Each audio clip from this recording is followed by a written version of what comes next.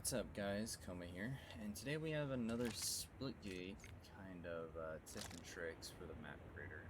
But today is kind of going to be a little bit interesting because we're going to be going over framing. So quickly, I will go over framing on this little map that I made in the last video. I'm pretty sure that'll be up the top right corner of the screen at this moment. It'll be like the little exclamation point. Anyway, framing is a very vital part of level design, even though it's such a subtle thing that most players will not notice by normal means. It's very important for level design in multiple ways. Number one, it helps players understand map flow, and it also lines up very important sight lines for certain players. So for example, if I'm peeking this here, you'll notice that I have complete access to this door pretty much by standing, a little bit to the left and everything. And I can catch whoever comes out this door and tries to loop into here. You'll notice as I move, I also get this framed up too. This is known as framing. It's the act of, well, taking a frame or something like this and lining up another line of sight or some form of importance along the way. If I were to rotate over here, you'll notice that this is framed up perfectly to the point where if I always engage through here, I'm only engaging this set area. And that even goes with this here. So you'll notice I even have this framed up here. If not, I have more. And then, this one kind of goes back to the door here. Very nice. So this is framing, and specifically the way this is used is to, during segmentation, it also helps guide the player. So that's something that we will be taking a look at here in a moment. But when I said it was a very special video in terms that we won't want to be seeing flat earth and these gray blocks today, I kind of mean it. So I will be right back with something different. Alright, so we're back in our next game, and you'll notice that we are in Halo 3. So I don't think there is a much better example to showcase framing other than, well, a Bungie Halo game. So already right off the bat, you can see some cases of framing going on. You'll notice that just by standing here where red spawn is, you'll notice that I already have line of sight of balcony, and I can see straight through this corridor up through this thing. So this also does two things in terms of framing. Number one, it tells you, and by natural means, you're always going to go to this corridor because, well, it's kind of the first thing you see. And then you also want to come up here because, well, this door is like perfectly framed with said weapon, so as you move through with said weapon, you're going to pick up weapon and then you're going to move into the next area. And when you come in here, you've noticed that you're already getting this framed up, so you have instant, like, pretty much like priority over what is going on here. So you're more likely to move through here than you are to move through here. But this area, this also frames at these doors, so you can overwatch them. And as you just continue to rotate through the map, you'll notice that there are just kind of things that frame up to you in your kind of like screen line of sight that pretty much guide you through the rest of the map. If we go over to blue spawn very quickly, and I will show you how natural terrain does this, because I think down here is probably a better example. So this is blue spawn, and you'll notice that by default you're already having a lot of this already framed up, but as you slowly progressively move through the map, you'll find certain areas that your eyes are kind of guided to, almost like highlights. See, for example, I'm getting this framed up just by standing here, so I can see active camo, and that's kind of like a power position at this point. And you have plenty of like framed certain sight lines here. I can see what's going on in broken bunker. I can see what's going on with turret, whoever's jumping up here. So trying to sneak my way to active camo before the enemy team gets it is very important. And here we can have a contention point. It's going to be very grenade heavy in here. So we're going to have like a lot of close quarters. and whoever is going to be pushing for this will most likely be here, so we have pretty much advantage over this area, or at least line of sight wise, but you know, anyone who's up top is always going to grenade here first. So that is the case of framing on high ground. Still, high ground has a very important philosophy of attack and defend. The blue is very much so attack and red is defend, but this can actually flip-flop throughout the rest of the game, depending on how each of the teams perform. So it's a very interesting map, and I think Bungie games still hold up to this day. I think Guardian still holds up very well. Whether or not these maps will come back, we don't know yet. So give me 1 second, and we will be back on another map. Alright, so we're in our next game. This is Destiny 2. So I do know a lot of people don't necessarily enjoy Destiny 2. I don't enjoy its PvP as much as most people do. However, I do want to take a peek at Altar of Flame. It's number one, very beautiful map despite it being pretty much what looks to be a desert. But there's a few like very important frames that I do want to talk about in terms of this map. So for example, coming from this spawn here, I don't know what it's called. What is this spawn called? Dune? No, it's Dunes. Oh, I guess it is Dunes.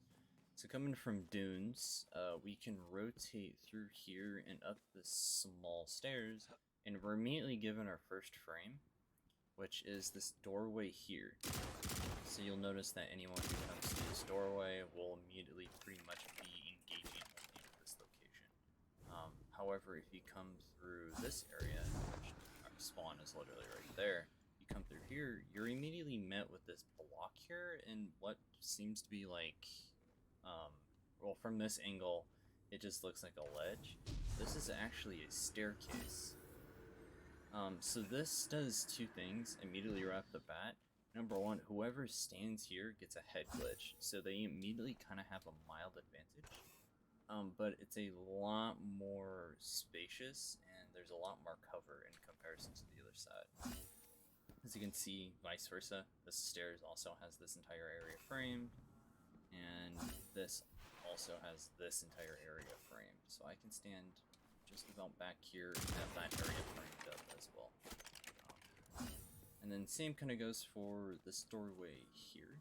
As long as you stand here, you're having the tunnel. Let's see, what's this call out called? I don't know my callouts in Destiny 2. Okay, gate. You're having gate framed. And this is very important because this is the center of the map. This is where most engagements are going to be going on. So as long as someone's here and you can engage in this line of sight, that's generally what you want to. So yeah, I think this map's relatively important. Again, most Destiny 2 maps are not very good at their framing, but I think this map just guides you so well through the entirety of this map. It's just almost a treat to play, really. I think this map's great, even though one of my friends who's a hardcore PvP player doesn't like it, but yeah. Anyway, I think at this point we should probably head back to Splitgate, and I will see you guys all on Abyss. Alright, so here we are back on Splitgate. So we spawn near Rumble, which is fine. So this mildly works to an extent.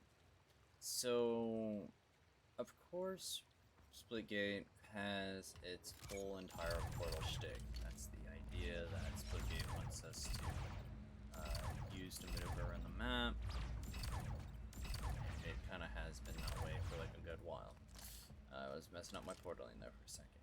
But there's something very important that Splitgate has over other games regarding around portals, and that is framing of a portal. So, for example, if we go down here, bottom rocket, and you come into big room, you'll notice, okay, it's just a big room until you here, and you notice a portal is perfectly framed for this hole. Now, original Abyss did not initially have this hole, and this allows a much more interesting light like rotation that anyone can use with these portals, because you can instantly rotate back into I think it's blue spawn here, I believe. I think it's blue spawn. I don't know. There's not red or blue in this game, so it kind of like confuses me. But you'll notice that like this entire wall back here is frame. That portal is their frame too. You know, these are things that are thought of in terms of level design and in terms of how Splitgate's portal concept flows. So you'll notice that majority of these portals I'm hitting are framed somewhere specific, so we always have constant access of them. So come up here. You'll notice there's that portal here, and like I have another portal here framed. So now I'm back under rockets, and yeah, so on and so forth. It's very simple, very minor, and something that you really won't like notice. You can see just standing here, it pretty much frames the entire like room for me, really. So yeah, I just think Abyss is easily one of the best maps in Splitgate to kind of learn level design from, because it's scaled really well now. Compared to,